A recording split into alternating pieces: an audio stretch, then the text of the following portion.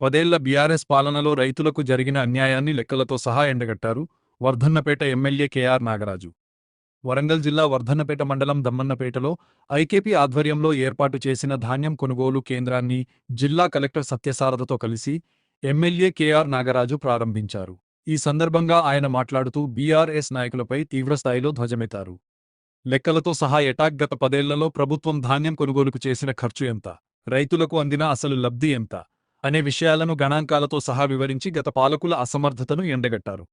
రైతు బీమాతో పాటు కాంగ్రెస్ ప్రభుత్వం సన్న రకం ధాన్యానికి బోనస్ అందిస్తోంది. ఇది రైతులకు కొండంత అండగా నిలిచిందని పేర్కొన్నారు. బోనస్ ఇస్తుంటే రైతులు సంతోషంగా ఉన్నారని, కానీ ఈ విషయం అర్థం చేసుకునే జ్ఞానం గత 10 ఏళ్లు పాలించిన బీఆర్ఎస్ నాయకులకు లేకుండా పోయిందని ఎద్దేవా చేశారు.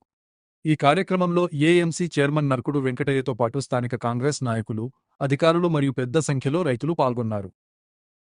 మరి గత 10 ఏళ్లలో బీఆర్ఎస్ ప్రభుత్వం గత ప్రభుత్వం 70,000 కోట్ల రూపాయలు వేస్తే మనం 2 సంవత్సరాల లోపలనే రైతులకు 6,000 చొప్పున రైతు భరోసా 21,000 కోట్లు వేసినాం 2 సంవత్సరాల లోపల. గత ప్రభుత్వం 10 ఏళ్లలో 70,000 కోట్లు వేస్తే మనం 21 కోట్లు వేసినాం ఇప్పటికి. మరి ఇప్పటికీ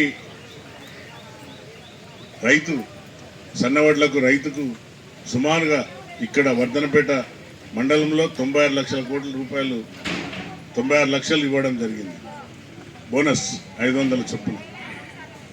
మరి వాళ్ళ రైతులు చాలా ఉత్సాహంగా సన్నవడ్లు వేసి వాటిని ప్రభుత్వం ఖరీదు చేసి మన పిల్లలకు హాస్టళ్లకు సన్నబియ్యం మరి నిరుపేద కడుపు నింపే విధంగా ప్రతి ఒక్కరు కూడా సన్నబియ్యం తినే విధంగా ఈ ప్రభుత్వం ముందుకు పోతుంది.